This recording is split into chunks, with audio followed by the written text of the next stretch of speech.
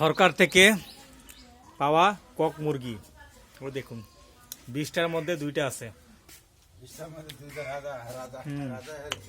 অসাধারণ দেখতে দেখুন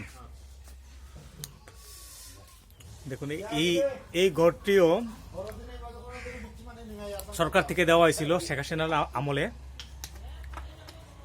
প্রত্যেকটা ফ্যামিলির জন্য এরকম একটা ঘর এবং 20টা করে মুরগি দেওয়া হয়েছিল।